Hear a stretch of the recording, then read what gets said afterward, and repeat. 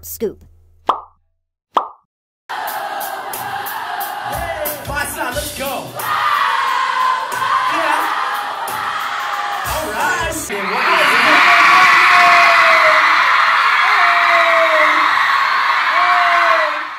Hi everyone, today I am back with Pop Scoop and this is another episode of When Harry Met, but today I'm joined by Jack and Jack. Say hello guys. How's it going, Pop Scoop? What's up? How you doing? You Fantastic. okay? How are you? Yeah, really good thanks. How you liking the UK? UK is amazing. Awesome. Always gives us so much love, you know. Always good vibes here, so no Great complaints vibes. with the UK. So the first thing I want to talk to you about is obviously the album that you guys are working on for 2016, Yeah. because that is the thing that's possibly got me the most excited right now. How's that all going? How's it going? It's going good, you know. I think a lot of this year was us kind of experimenting, trying to find what sound is Jack and Jack, you know.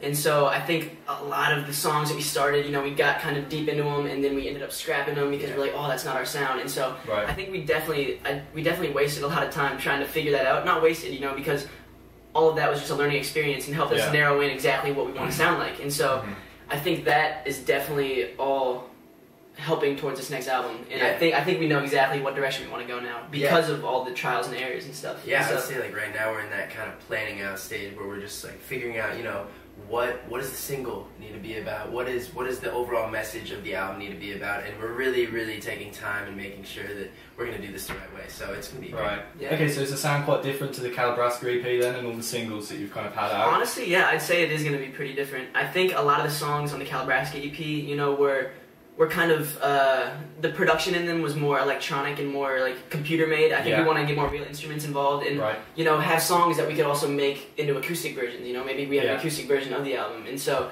if you listen to the Calabrasca EP, some of the songs definitely don't give off that acoustic vibe, like where you can flip them. And so I think those are cool, but I think with this new album we want to go a more musical route and definitely, I don't know, make something that people can listen to and really just take a lot away from it and, you know, have it impact them in a great way. So Yeah, I think that's the biggest thing is just the fact that there's like going to be a huge overlaying message, and you know, we just want to influence and inspire people as much as we can. So that's really our main focus over this next year, I'd say. Yeah. Half Right. year, whatever it is. Yeah, well, I love the Calabrasca EP. My favourite track was Shallow Love, I Hey, decided. thank you, man. That's the one I decided on. I really like how there's kind of like this big beat in the verse, and then the chorus is a bit more stripped back. Yeah, and of course, you know, the vocals really cut through. Yeah, that So I love that track, and obviously that had quite a lot of success. Obviously, it rose to #1 in the iTunes charts, which yeah, is it's mental. crazy. You can always And, show love, man. It's 14 other charts it broke as well, something on the I independent think. album charts. I don't know, man. I mean, I know the day we released it, we were just seeing all these countries, and it was #1, and we were just like, oh my gosh, this international support is wild. Yeah. Not to mention the domestic support. It went to #1 in our home country, USA. So, like,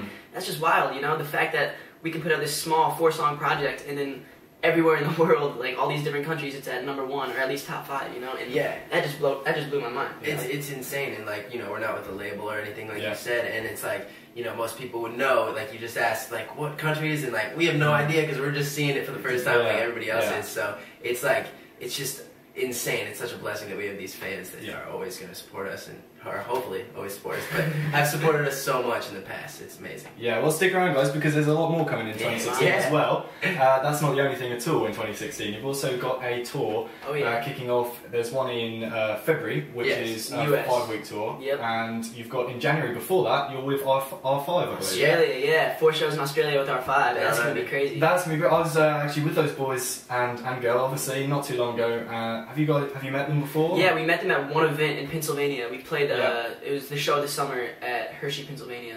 It was with them and Shawn Mendes and Fifth Harmony and Sabrina Carpenter and Jacob Whitesides. And we you know, we got a chance backstage just to talk to everyone and kind of vibe out with everyone, and they're really cool guys. But we haven't, girl.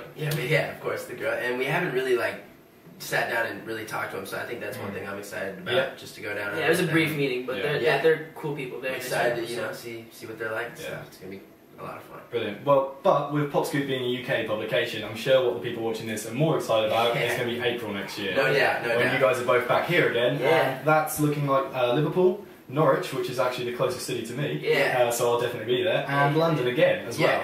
It's crazy, yo. UK always just shows love, and that's the reason why we keep coming back, you know? We started here with the Janoskians, we did Wembley with the Janoskians in March, And now we're back here for, how many dates are we doing in the UK? I think we're doing 3. We're doing the 9th in Liverpool, and then Norwich on the 10th, and then, of course, London on the 12th of April. Yeah, so, and then not to mention right now, we're doing a bunch of shows too. So, I mean, UK always shows love, and if they continue to show love, you know, we're always going to be coming back. You know, that's just how it is. So. Brilliant. Yeah. So the love is obviously a big part. Obviously, we're very good at giving you guys love. Is there anything else that you absolutely love about the UK that keeps you About the coming UK? back? Okay, the accent, first of all. I mean, like, a girl with a British accent, like, that's my dream girl right there. I don't know, I just really like...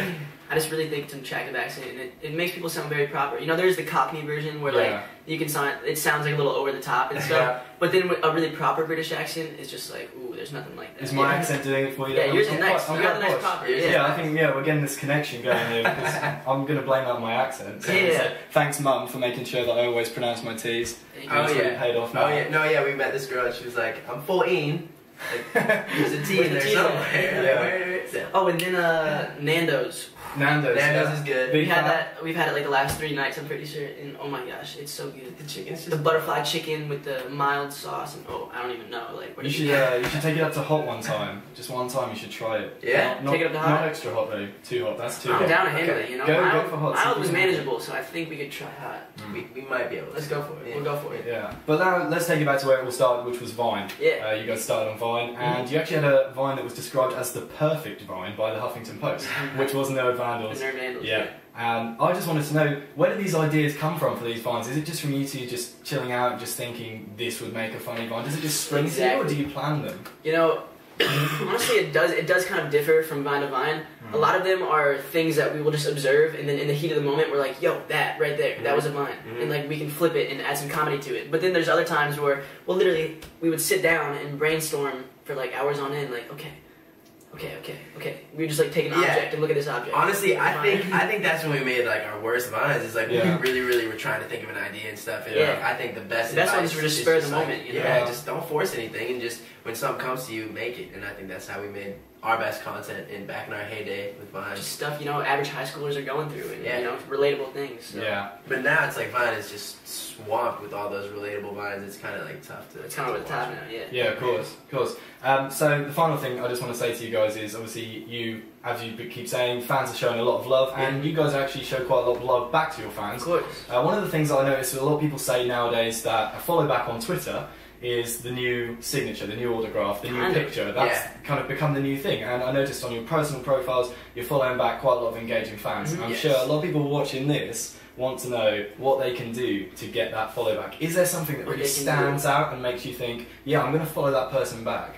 You know, the follow back is the new social currency, you know, that's just what it is. So I think the best way to get our follow back would be we do tweet sprees all the time. Yeah. And so I guess that is kind of unfortunate for people over here, because usually that's at like, you know, afternoon time in the US. Yeah, so these people aren't even awake over in Europe, and they're probably mid-sleep, and so that's kind of tough. But outside of that, I would say just try and be creative and try and tweet something with our name. If you tweet something with our name in it, we always look under the indirect Jack and Jack. And so if you tweet something with our name in it and it's really creative, there's a very good chance you'll get that follow back. So yes, I mean, it's just about being active, because a lot of times it's not even the indirect that I'm searching, and sometimes I'm just stalking a fan, creeping on fans, and like this fan leads to that fan, and that fan leads to this fan, and I just like, I read their tweets and I'm like, wow, this girl's really, really nice, and obviously she's been trying to get a follow, why not? Just, you know. Yeah, it makes their day, you know. So it really does, it really, really does. It's definitely a good way to give back to the fans, because I know that does mean a lot to them, and so we always try to, you know, stay active, stay interacting with them on there, and it's a great relationship. You know, Twitter definitely allows you to just interact like no other platform, I'd say. So. Yeah, I'm sure you guys will be really active when the new album comes out as well. So I guess people are showing a lot of love for the new album when it comes out, and for the new dates when they come out as well, when tickets are on sale and things like that. Exactly. And when are tickets on sale? Is there a date yet for 2016? They're on sale already. Already just been on sale about 5 days ago, so it's very fresh. And jackandjackofficial.com/tour is where you can find those. Yeah, and I know we've sold out some venues. I'm not sure which ones exactly, but I know they're selling really well. I know the UK ones also have tickets available, because those, we definitely upgraded the venue sizes on those, so those have plenty of tickets left. You guys should definitely. Brilliant. I'll make sure there'll be a link below this video for you guys to go and get those tickets as well, if you want to go and see Jack and Jack, which I would highly recommend, of course. Thanks everyone for watching. I've been Harry Seaton, these have been Jack and Jack, and this was when Harry met Jack and Jack, so I hope you guys like it. If you do, don't forget to check Jack and Jack out on social media if you haven't already. Make sure you're staying alert, ready for their new album, all their tour dates as well, wherever you are in the world, because I can guarantee these guys are going to be coming near you very, very soon. Oh yeah, give this video a thumbs up, baby. Thumbs up all the way. We love you guys. See you soon. See ya. Pop Scoop.